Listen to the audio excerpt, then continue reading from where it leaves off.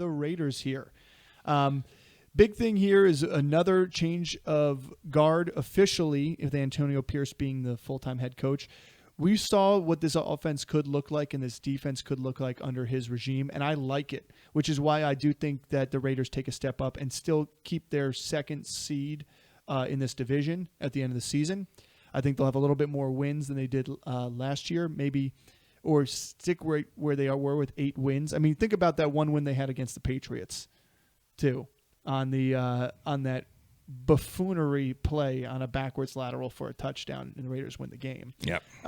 But to me, at the end of the day, you have a quarterback battle between Minshew, and we'll start here between Minshew and Aiden O'Connell.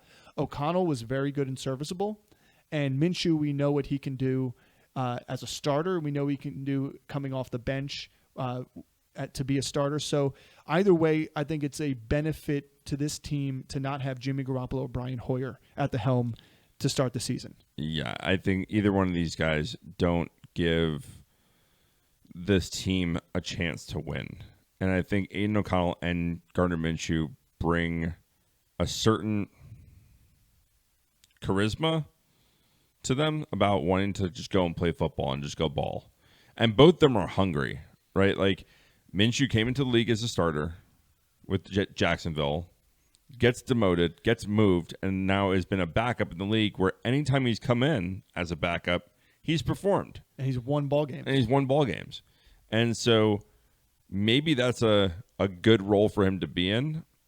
Here's what I'll say about this quarterback situation here is whoever wins the battle, I want.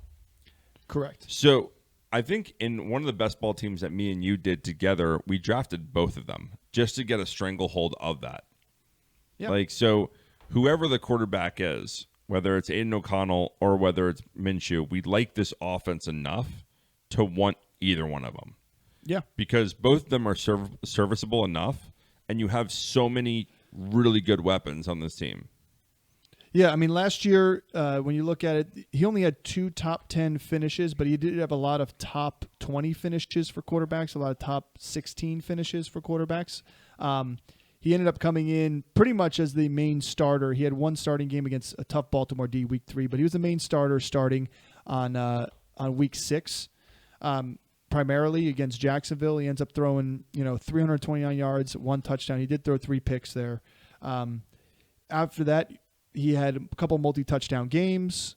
He had pretty much only threw 1 interception per game after that at certain times, sometimes none. I think he's very good. To me, Minshew, I think, is the one role that I think is going to be the backup unless he beats out O'Connell.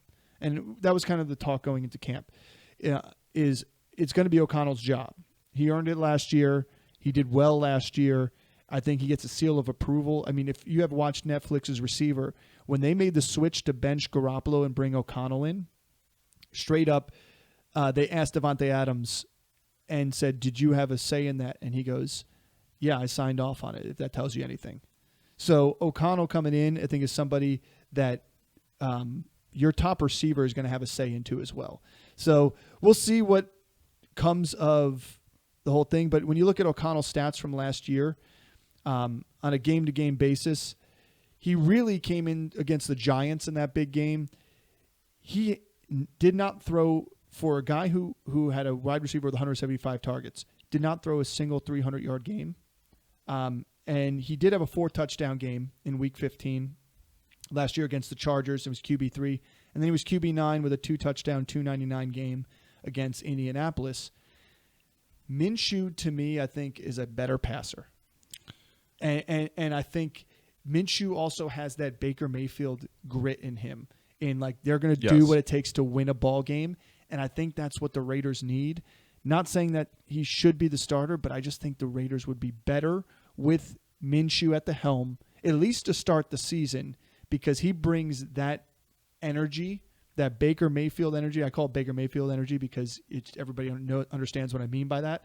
He brings that to the table for the Raiders, which need a spark, which needs a leader that way. Yeah, no, I mean they need some kind of production there. And they need guys that aren't going to turn the ball over and put their position put them in a position to lose games. This defense is good enough to keep them in games. This defense is great. This defense is really good. Didn't they just get what's his name from Miami? Wilkins too. Yeah. So that's huge. So this defense it showed it last year that they were good. That's the reason why they had 8 games won last year. Especially that what game was it that they had finally broke the 20-point mark, but it was all because of defensive scoring.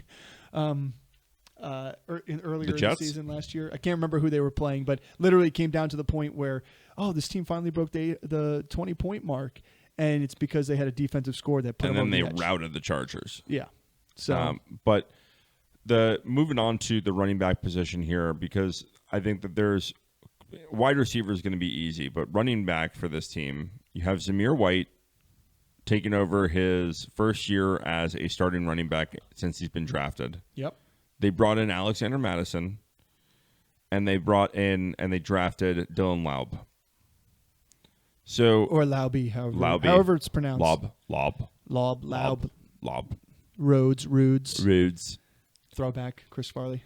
So Zamir White, I think, from what we saw last year when he took over the starting role later in the season, he was really effective. Yeah, and you have the stats in front of you, so you can see it too. Like he was very, very effective running the football. So he took over at the Chargers game, Week 15. He probably averaged about a 65 to 70% snap percentage. He had about 20 carries per game there as well. He averaged over 4.5 yards per carry. He only had 1 touchdown across that 4-week span. But he also did have 5 receptions for 35 yards in the Week 17 against Indy. He finished RB12, 22, and 16. Again, that's all because of the lack of touchdowns there. He had 200-yard games. He had a 145 against Kansas City's tough defense. And he had a 112 against Denver, which wasn't anything to write home about. In the Kansas City game, he looked absolutely fantastic. Yeah, breaking off big run. 6.6 yards per carry. Yeah, it was big run after big run in that game. I think he's going to be an absolute beast this year. He's a guy that's from a zero running back perspective. I know the mock draft we just did, you drafted him, and he's an absolute steal on where you're getting him. He's going to win this job outright over Alexander Madison. Yeah, and I think at the end of the day, Alexander Madison hasn't done anything in his career to prove that he should get the first licks at it at all. I mean, he is a low yards per carry, which White. Let's just remind everybody, Zamir White was a 5-star running back coming out of high school. He had injuries with ACL. He went to Georgia. He split with James Cook, who we all know who James Cook in the NFL is too as well. He was a premier running back for the Bulldogs, and Cook was the more pro-ready, flashy, split back type of running back to go, and he went to a team like Buffalo. Versus Zamir White getting drafted to a team here where he sat behind a 3-down back, unfortunately. Yeah. Who had the same role as him. Now he's in a position where nobody on this offense has the same role as what he can bring to the table. So it's his to lose, and I don't think he's going to lose it. Do I think this team is going to be a heavy volume running offense completely? I don't think it's going to be as much as some people expect it to be, because this team isn't going to be ahead in games very often. Now, because their defense is good, they're going to slow down. I don't agree with that. I think that this team is going to be ahead in games. I think that they're going to be winning games this year.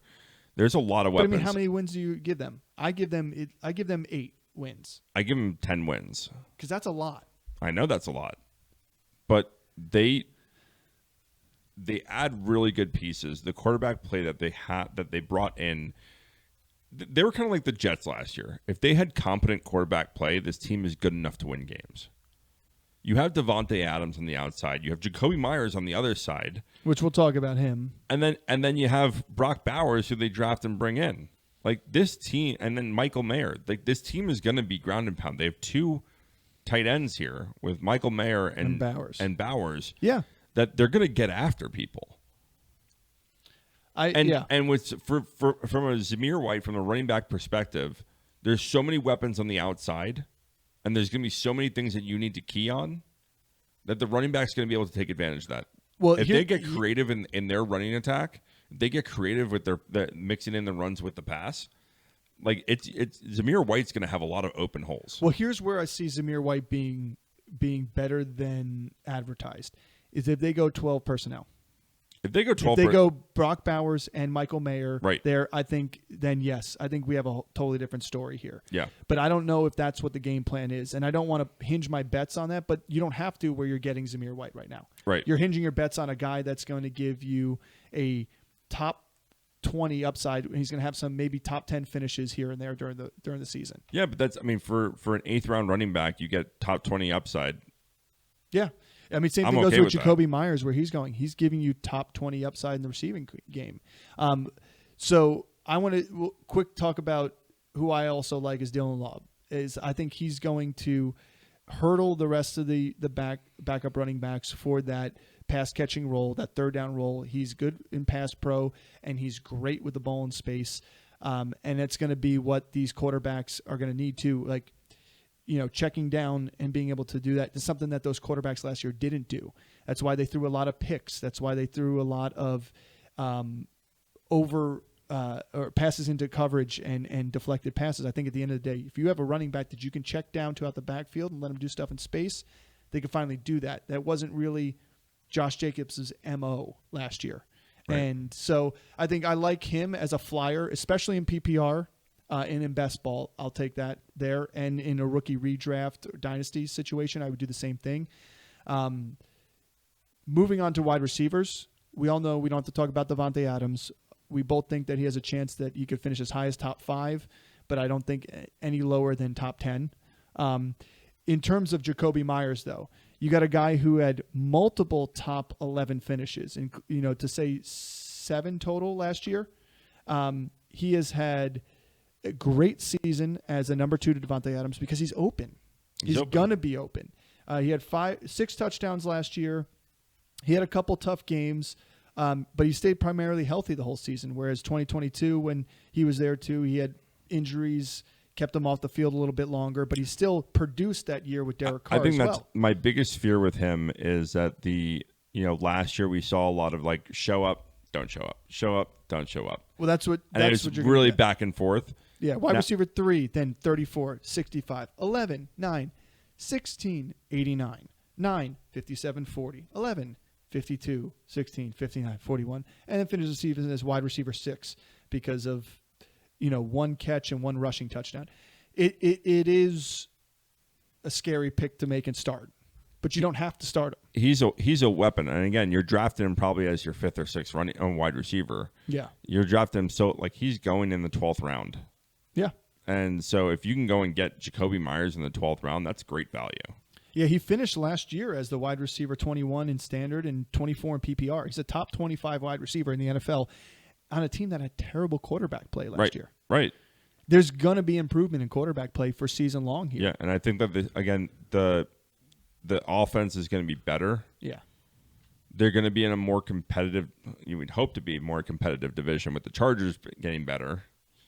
But let's just call it a winnable division. Not winning the division, but winnable game division. Winnable game division. Yeah. They're not. I don't think that they're beating out the Chiefs. I think the Chiefs are. I think the Chiefs are going to be better than they were last year, and the Chiefs won this thing. Yeah. With losing some bad games. Yeah. So I do too.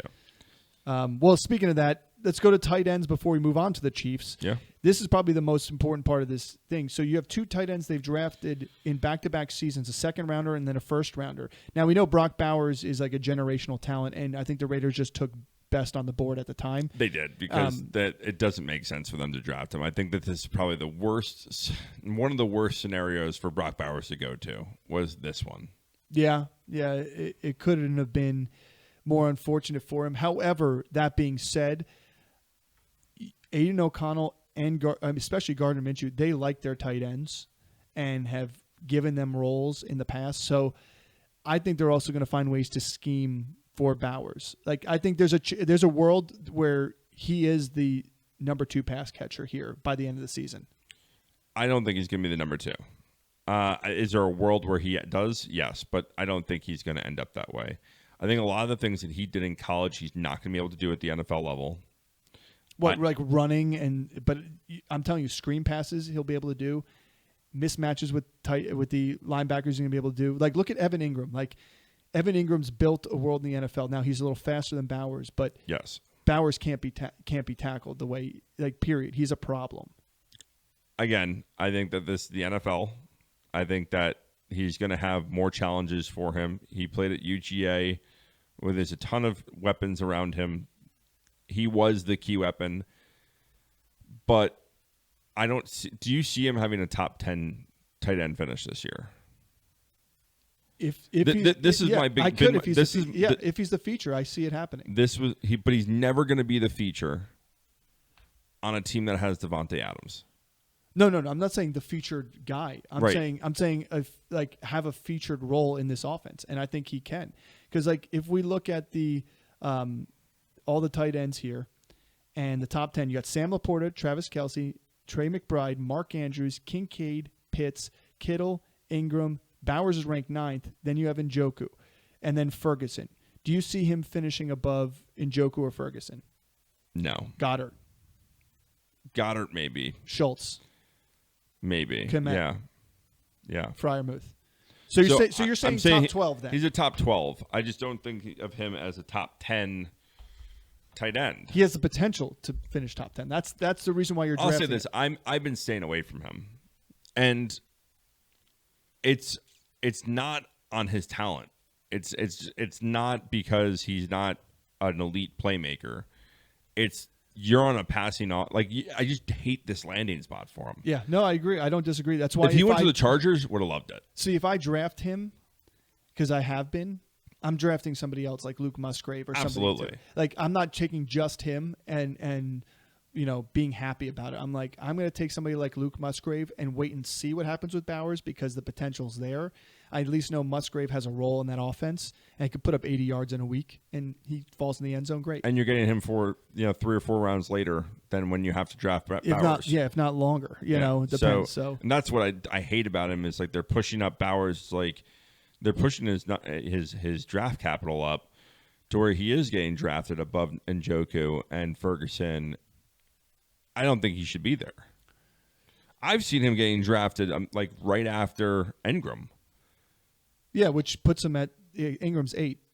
I'm just saying like there's a clear difference between a guy that had over 100 targets last year, 143 targets last year versus Bowers. Yeah, versus Bowers. I mean, the only world where that happens is if he overtakes Jacoby Myers in terms of that role, and I don't see that happening. So, but talk about Michael Mayer. It's even more unfortunate for him. Yeah, because I loved him. Because I thought he was going to be. He's all around. He's still going to be a big time blocker. But we started to see him emerge from a pass catching role last year, towards the end of the season. Yeah. But imagine situation here. The thing about Brock Bowers. I'm just saying the thing about Brock Bowers is he could be moved all over the field. You don't need to have 3 wide receiver sets anymore. You go 12-man personnel and you have him in the slot. You have him be on the line, motion off the slot. Like a lot of stuff you can do because of his talent. And they really don't have a wide receiver 3 there.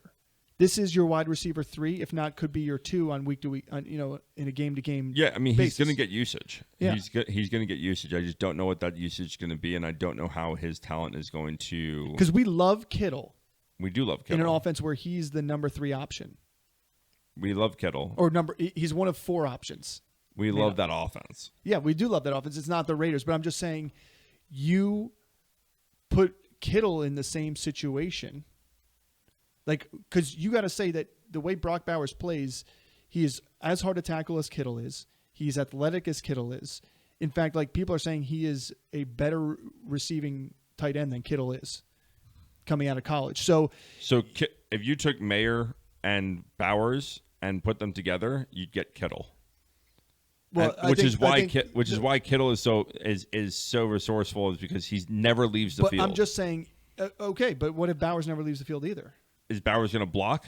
Yeah, he was a great blocker in Georgia. Is Bowers going to block an NFL defensive end and linebacker? I'm just saying, if Kittle went to the Raiders and Bowers to the Niners, okay, not talking about what Bowers would do with the Niners, but Kittle with the Raiders, do you think Kittle would, with Mayer still there? Do you think Kittle is a top 10 tight end? Yes. Because I think he instantly comes in and like is the tight end on every play. But that doesn't matter. Like it doesn't Well, I matter think if he sits there and blocks versus not blocks. You It only does get because fantasy points for I catching a understand that, football. but Bowers is off the field for more. So if he's on the field for 65% of the snaps and it's all receiving snaps or majority receiving snaps, what does it matter? Because those play actions, those broken down plays, the things that Kittle's very, very, very good at, Correct. is sneaking out and then having a big play off of a broken play. I don't think Bowers gets. I'm just saying you get points by getting catches. I get that. So I'm just saying. In my Listen, opinion, I'm not saying I'm not convinced of his talent. And I don't see. I see. I know a world, you don't like this offense for him, period. I see a world where he does end up as a top 12 tight end. I just don't know, A, if it's this year, and B, I don't like this offense. If Davante Adams isn't there and it's two Jacoby Myers on the outside, then maybe, yeah, I'm like, all right, well, he's going to be a number 2 pass catcher there. But you have a guy on the other side that has 175 targets, a team that wants to run the football. Is there enough work for Jacoby Myers, for Mayer, for Bowers, for them to be a top 10 tight end? I think Mayers takes the back seat. And don't compare this to San Francisco because it's not an offense like San Francisco. I agree. It's not the same caliber offense, but you can have multiple top 10 at their position for the San Francisco offense because they're San Francisco. You dumb that down. You're not saying that you can have a top 10 tight end and a top 10 wide receiver? Because I don't think Zamir White's going to be a top 10 running back. I don't think Jacoby Myers is going to be a top 10 wide receiver too. He may not even finish top 20. I don't think so. So I think there's a chance. That's just my opinion. I'm drafting him. If he drops an ADP, then I would draft him. But I think his ADP is a little bit too pricey for what I want to pay. It also for him. depends on where I am in the draft and who's around him. That's all I'm saying. But I'd take Freiermuth over him. I would take Freiermuth with him. I would take Freiermuth with him. Yeah. But I can get Freiermuth. Because I think the ceiling for Bowers is higher than Freiermuth. The ceiling is. And that's why I'm drafting But I don't know Bowers. what the floor is. Just in this offense. Again, if he went to an offense where I know what his floor is going to be because I know he's going to get volume and I know he's going to get work, yeah, love him. Smash pick. Yeah. Right? But I don't know what his floor is going to be. I don't know how involved he's going to be because I thought Mayer last year was going to come in and get volume, and he didn't. He didn't at all. He didn't at all until later in the season where he really started to come on in like the last 5 weeks of the season. With Aiden O'Connell. Right. And so, all right, well, let's conclude here with the Raiders. I know probably a little bit longer for some of you to listen to, but this is an important offense here to talk about. Let's finish up with the Chiefs. We're going to take a quick break, and we'll see you back in a second.